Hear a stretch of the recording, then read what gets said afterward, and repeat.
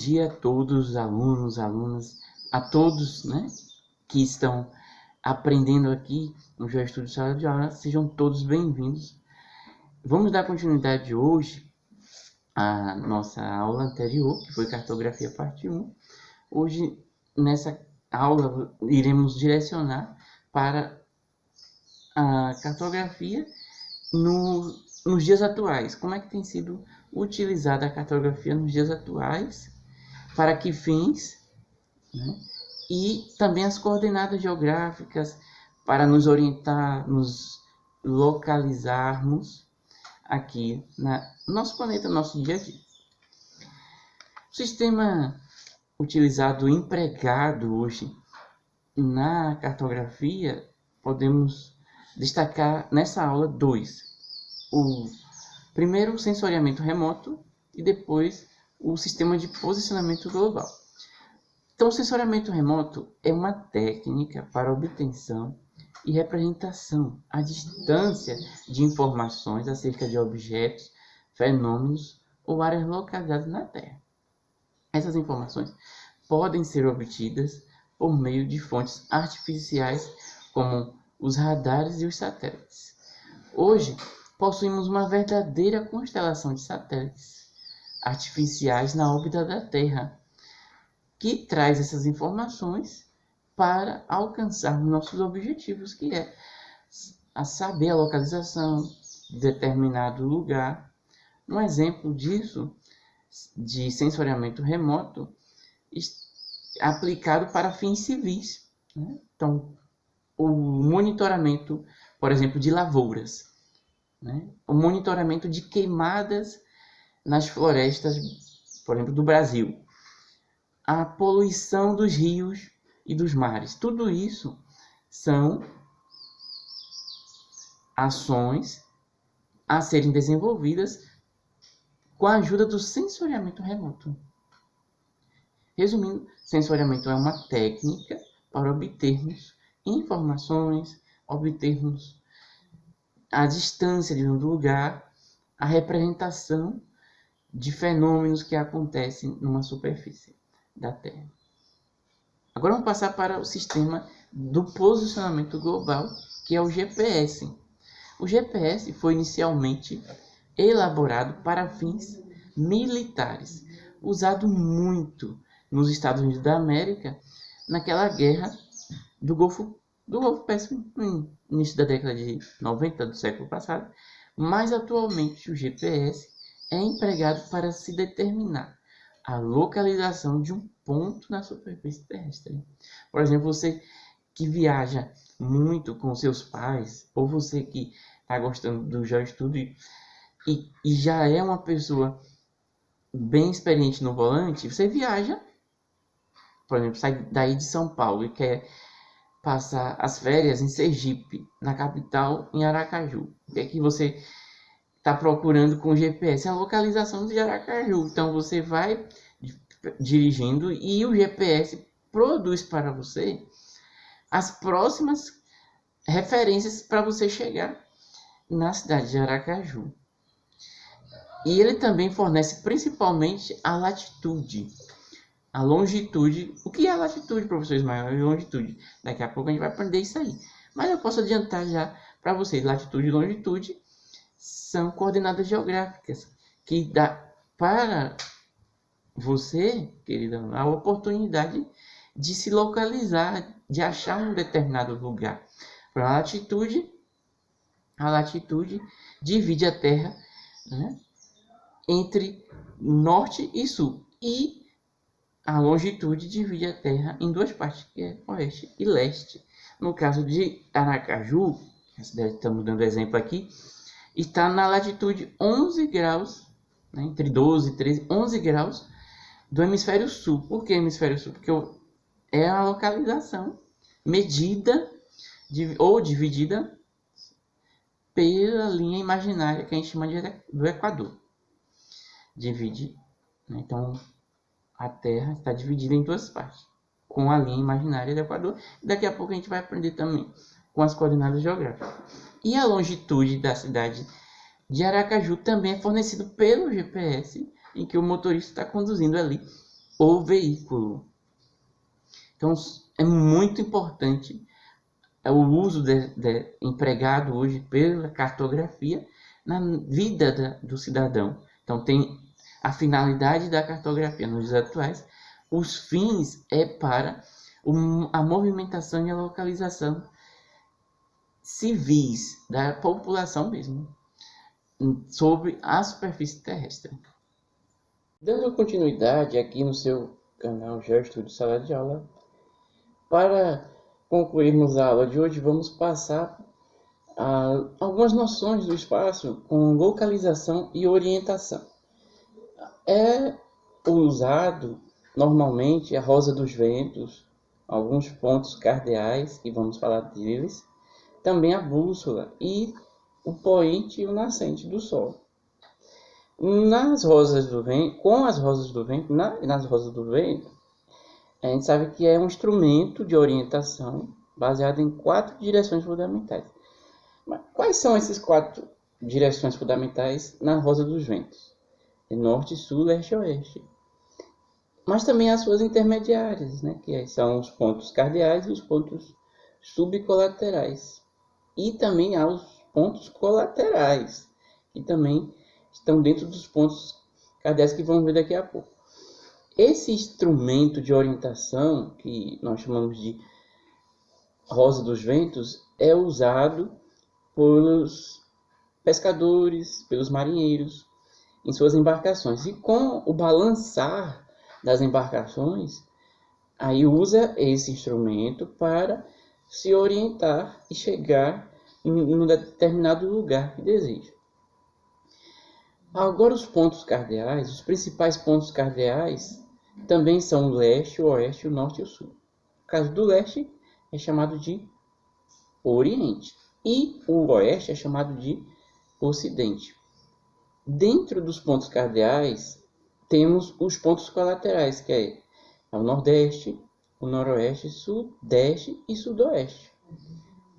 E dentro dos subcolaterais temos o norte e nordeste, também o leste e nordeste, o outro ponto leste e sudeste, sul, sudeste, sul, sudoeste, oeste, sudoeste, oeste, noroeste e norte, noroeste. Então são todos esses pontos para podermos nos orientar.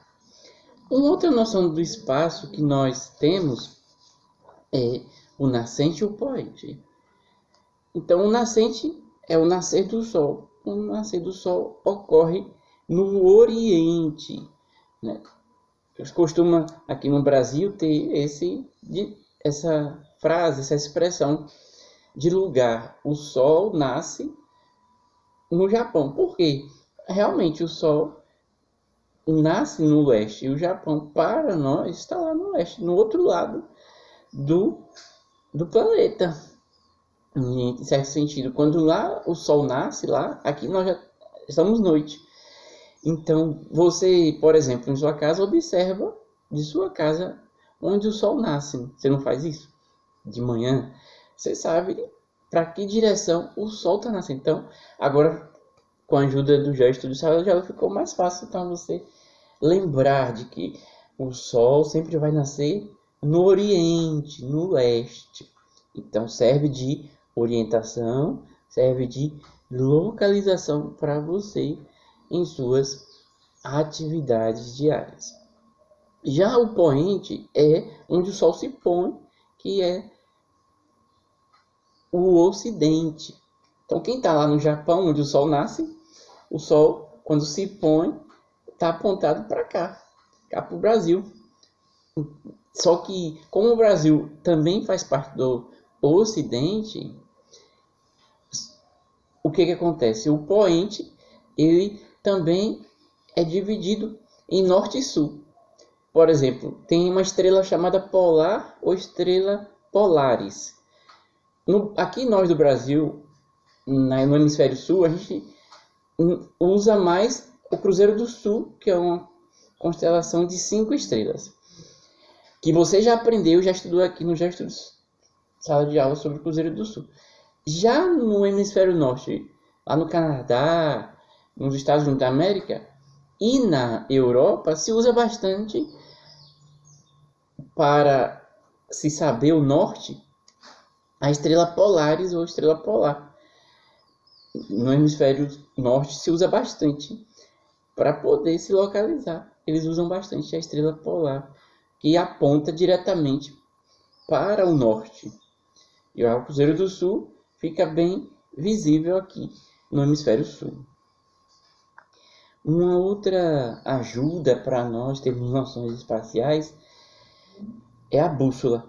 A bússola foi uma invenção do homem, e por meio dessa invenção, a bússola amplia muito a possibilidade da navegação marítima, porque ela possibilita para os navegadores a direção da embarcação.